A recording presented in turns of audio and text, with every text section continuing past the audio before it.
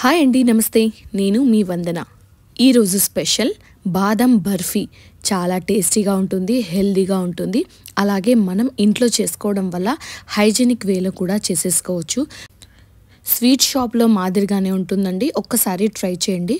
ముందుగా ఒక బౌల్లో వాటర్ వేసుకొని వాటిని వేడి చేసుకోవాలండి. ఇప్పుడు ఇంకొక బౌల్లో 1 కప్పు బాదం అంటే ఆల్మండ్ని కూడా నేను వేసేసి ఇందాక వేడి చేసిన వేడి నీటిని ఇందులో వేసుకొని ఒక అరగంట పాటు పక్కన పెట్టేసుకోవాలి. అలా చేసుకోవడం వల్ల అంటే బాదం పప్పుల్లో వేడి నీరు వేసుకోవడం వల్ల వాటిపైన ఉన్న పొట్టు సులభంగా వచ్చేస్తుందనమాట. డైరెక్ట్గా గ్రైండ్ చేసేస్తే దీనిపైన ఉన్న పొట్టు బాదం బర్ఫీలో కొద్దిగా బరకనిస్తుందనమాట. బరకగా వస్తాయి.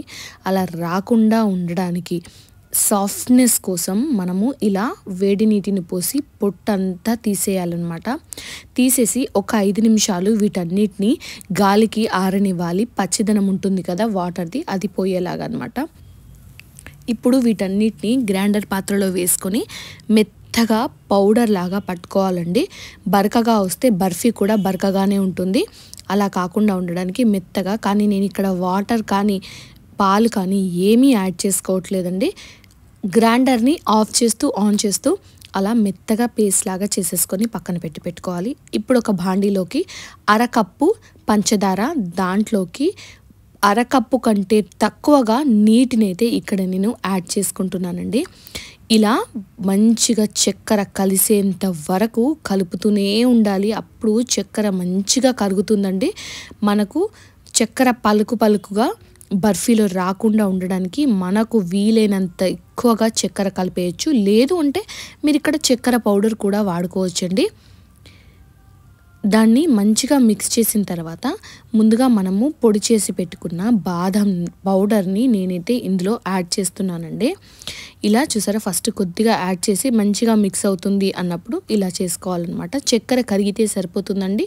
తీగపాకము అని ఎలాంటి అవసరం లేదు. నార్మల్గా చక్కెర కరిగి ఇలా కొద్దిగా మసిలింతే మాత్రం సరిపోతుందన్నమాట. దీన్ని యాడ్ చేసేసి మంచిగా కలపాలండి. మీకు వీలైనంత స్పీడ్గా కలిపేయండి. అప్పుడే ఇది పర్ఫెక్ట్గా ఉండలు లేకుండా ఉంటుంది. మనకు బర్ఫీలో ఉండలు రాకుండా ఉండడానికి వీలైనంత స్పీడ్గా కలిపేసేయాలన్నమాట. చూసారా, పాత్ర వేడికి త్వరగా ఇది ముద్ద కట్టేస్తుంది అనమాట. అందుకని స్పీడ్గా కలిపేసి తర్వాత దీంట్లో కొద్దిగా యాలకుల పొడి, అలాగే కొద్దిగా నెయ్యి, ఇక్కడ మీరు కావాలంటే కొద్దిగా సాఫ్రాన్ కూడా యాడ్ చేసేసుకోవచ్చండి. మంచి రంగు వస్తుంది. కానీ నేను ఇక్కడ యాడ్ చేయలేదు. న్యాచురల్గా కనిపిస్తేనే బర్ఫీ బాగుంటుంది అని యాడ్ అయితే చేయలేదండి. లేదంటే మీరు కుంకుమ పువ్వు వాటర్ని కానీ కుంకుమ పువ్వు కలిపిన పాలని కానీ యాడ్ చేసేసుకోవచ్చు. ఇప్పుడు దీన్ని మంచిగా కలిపేసి చూసారా ఎంత త్వరగా ఇది ముద్దలాగా వచ్చేసింది అని.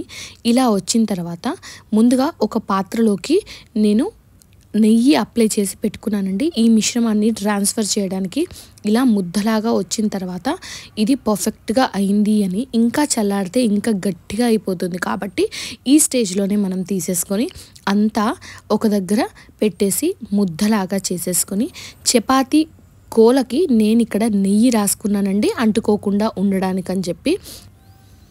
ఇప్పుడు దీన్ని 4 వైపులా మనము షేప్ వచ్చేలాగా చూసుకుంటూ కోలతో దీని సైజ్ అడ్జస్ట్ చేసేసుకొని చిన్న బిళ్ళలలాగా అయితే నేను కట్ చేసుకున్నానండి. మీకు కావాలంటే ఏ షేప్లోనైనా కట్ చేసుకోవచ్చు. ఇలా నేను అయితే పిజ్జా కట్టర్తో షేప్ కట్ చేశాను. ఒక 10 నిమిషాల తర్వాత అవి ఈజీగా వచ్చాయి. చూసారా ఎంత సాఫ్ట్గా సూపర్గా ఉన్నాయి అని. వీడియో నచ్చితే లైక్ చేయండి, షేర్ చేయండి, అలాగే కమెంట్ చేయండి. Thanks for